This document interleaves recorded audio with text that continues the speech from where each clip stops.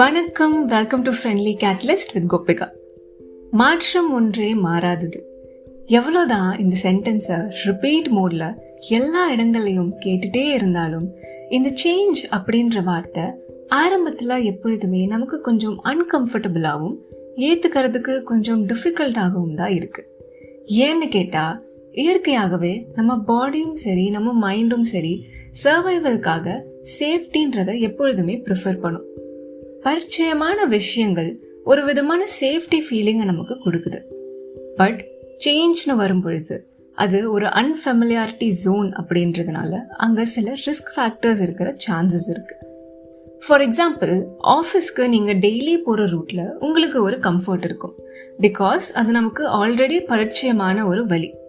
But அதே ஒரு புது ரூட்டில் நீங்கள் போக வேண்டிய சுச்சுவேஷன் வரும்பொழுது நம்ம எனிவே அந்த புது பாதையில் போக தான் போகிறோன்னாலும் கூட ஃபர்ஸ்ட் டைம் போகிறப்போ அங்கே அந்த கம்ஃபர்ட் லெவல் கொஞ்சம் கம்மியாக தான் இருக்கும். இன்னுமே கூட ரொம்ப கேர்ஃபுல்லாக நம்ம ட்ரைவ் பண்ணுவோம். இது லைஃப்பில் எல்லா சுச்சுவேஷன்ஸுக்குமே பொருந்தும். முதல் வாட்டி புதுசாக எந்த ஒரு விஷயத்தை ட்ரை பண்ணும்பொழுதும் அங்கே ஒரு டிஸ்கம்ஃபர்ட், பயம், இது எல்லாமே வரும். அதுக்காக இன்ட்யூட்டிவ்லி அந்த விஷயம் தப்பாக தான் இருக்கும் அப்படின்னு கிடையாது. நம்ம பாடியும் நம்ம மைண்டும் நம்ம சேஃபாக இருக்கணுன்றதை என்ஷூர் பண்ணுறதுக்காக ஃபியர் மாதிரியான எமோஷன்ஸை வெளிப்படுத்துது. ஸோ இங்கே நம்மளோட ரோல் என்னென்னா, அப்படி வர எமோஷன்ஸை இது நெகட்டிவ், இது பேட், இல்லை எனக்கு இது வேணவே வேண்டாம் அப்படின்னு தள்ளி வைக்காம அந்த எமோஷன்ஸை அக்செப்ட் பண்ணி அது கூட உட்கார்றதுக்கு பழகிக்கணும். அப்போ தான் அதை ஓவர் கம் பண்ணவோ ஆர் அடுத்த ஸ்டெப்பை எடுத்து வைக்கவோ நம்மளால முடியும். எமோஷன்ஸை எப்படி ஹேண்டில் பண்ணணுன்றது மட்டும்தான் நம்ம இங்கே தெரிஞ்சுக்க வேண்டிய முக்கியமான விஷயம். இந்த பேசிக் ஸ்டஃப்பை அண்டர்ஸ்டாண்ட் பண்ணிட்டோம்னாலே எந்த ஒரு விஷயத்தையும் நம்மளால ஈஸியாக சேஞ்ச் பண்ணிக்க முடியும்.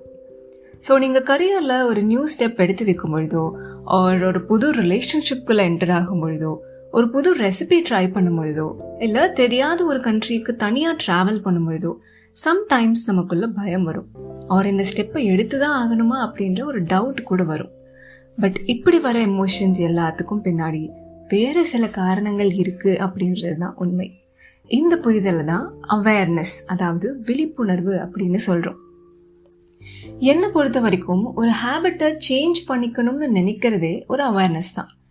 ஏன்னா இந்த ஹேபிட் என் லைஃப்பை இம்ப்ரூவ் பண்ணுறதுக்கு ஹெல்ப் பண்ணலை, என் கோல்ஸ் அடையிறதுக்கு இது தடையாக இருக்குது அப்படின்ற புரிதல் அங்கே இருக்குன்னு அர்த்தம்.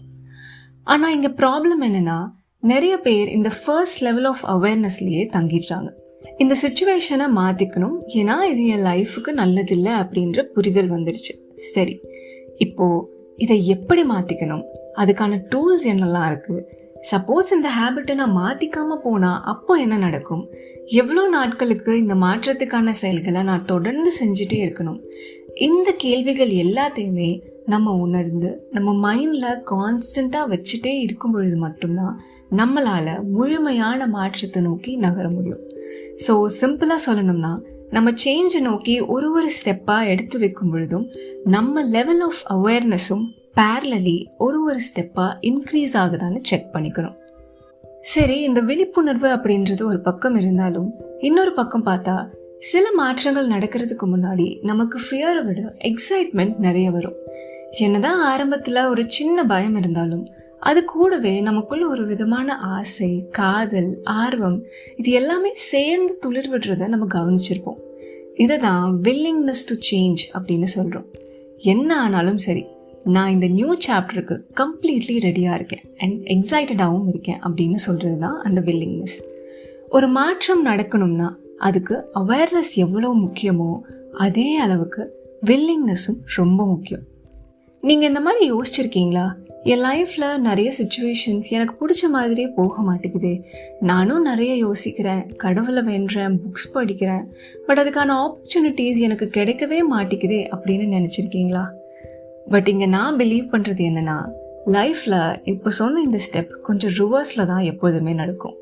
அட்லீஸ்ட் என் லைஃப்பில் இப்போ வரைக்கும் நான் அட்ராக்ட் பண்ணியிருக்கிற எல்லா விஷயங்களுமே எனக்குள்ளே இருந்த அந்த ஸ்ட்ராங்கான வில்லிங்னஸ் வந்ததுக்கு அப்புறமா தான் ஸ்டார்ட் ஆச்சு.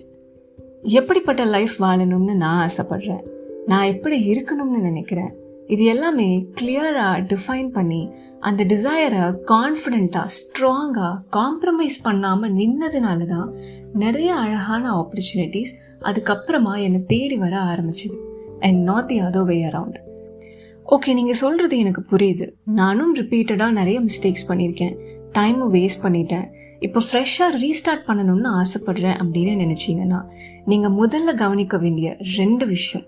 இந்த மாற்றத்துக்கு நான் எவ்வளோ ரெடியாக வில்லிங்காக இருக்கேன், அடுத்ததாக இந்த மாற்றத்தை நோக்கி நகர்றதுக்கான அவேர்னஸ் என்கிட்ட எவ்வளோ இருக்குது அப்படின்றது தான். இந்த 2 விஷயங்களும் இல்லாமல் போகிறப்போ ஆர் இதில் ஒரு கேப் விழும்பொழுதும் தான் அந்த சேஞ்ச் பாதியிலேயே ஸ்டாப் ஆகிடுது ஆர் திரும்ப நம்ம அந்த பழைய சைக்கிள்குள்ளேயே போயிடுறோம். So the real question is, are you aware and willing to change? இன்னைக்கு எபிசோட் இதோடு முடிஞ்சுது. பட் லாஸ்ட்டாக ஒரே ஒரு விஷயம் மட்டும் சொல்லி கன்க்ளூட் பண்ணணும்னு ஆசைப்பட்றேன். இந்த பாட்காஸ்ட்டை தொடர்ந்து கேட்டுட்டு இருந்த பர்சனாக நீங்கள் இருந்தீங்கன்னா my sincere apologies to you. Nearly ஒரு 1 இயராக ஃப்ரெண்ட்லி கேட்டலிஸ்ட் அப்படின்ற நம்ம பாட்காஸ்ட்டில் எந்த ஒரு எபிசோடுமே நான் பப்ளிஷ் பண்ணலை. பட் இருந்தாலும் உங்களில் சில பேர் இன் பிட்வீனில் மெசேஜஸில் கேட்டீங்க, ஏன் பாட்காஸ்டிங் ஸ்டாப் பண்ணிட்டேன், எபிசோட்ஸ் வரதில்லை அப்படின்னு. அப்படி கேட்ட உங்களுக்கு என்னோட நன்றிகள். இந்த லாஸ்ட் 1 இயரில் ஜென்ரலாகவே கான்டென்ட் க்ரியேஷன் அப்படின்றதுக்கு நான் ரொம்ப கம்மியான டைம் தான் ஸ்பெண்ட் பண்ணிட்டு இருந்தேன். அது இன்க்ளூடிங் இன்ஸ்டாகிராம், லிங்க்டின், பாட்காஸ்ட் எல்லாமே. அதுக்கான சில ரீசன்ஸ் என்னென்னா, என்னோட கரியரில் நிறைய சேஞ்சஸ் லைக் டிஃப்ரெண்ட்டான ஐடியாஸ் எக்ஸ்பெரிமெண்ட் பண்ணிகிட்டு இருந்தேன். அதில் சிலது ஹிட் ஆச்சு, சிலது ஒர்க் அவுட் ஆகலை. அதுக்கப்புறம் கொஞ்சம் personal emotional breakdowns, confusions, நம்ம கரெக்டான பாத்தில் தான் போகிறோமா அப்படின்ற கொஸ்டின்ஸ் இதெல்லாமே வந்துட்டு இருந்தது. இது ஒரு பக்கம் ஹீல் பண்ணிகிட்டு இருக்கும் பொழுது ஒர்க்கில் நியூவாக நிறைய விஷயங்கள் லேர்ன் பண்ணேன். ஒரு வாட்டியாவது இந்த பர்சனெல்லாம் மீட் பண்ண மாட்டோமா அப்படின்னு நினச்ச ஒரு பர்சனை மீட் பண்ணதோடு இல்லாமல் அவரோட க்ளோஸ்லி ஒர்க் பண்ணுற ஒரு ஆப்பர்ச்சுனிட்டி கிடச்சிது. அண்ட் எக்ஸிஸ்டிங் 2 பிராண்ட்ஸ் கூட அடிஷ்னலாக இன்னொரு நியூ வெஞ்சர் ஸ்டார்ட் பண்ணது, புது ப்ராஜெக்ட்ஸில் ஒர்க் பண்ணது, அண்ட் ஈவன் என்னோடய சிந்தனைகளில் நிறைய மாற்றங்கள், இந்த மாதிரி அழகான விஷயங்களும் நடந்துகிட்டே இருந்தது. அண்ட் அதில் கொஞ்சம் ஆக்குபைடாக இருந்துட்டேன்.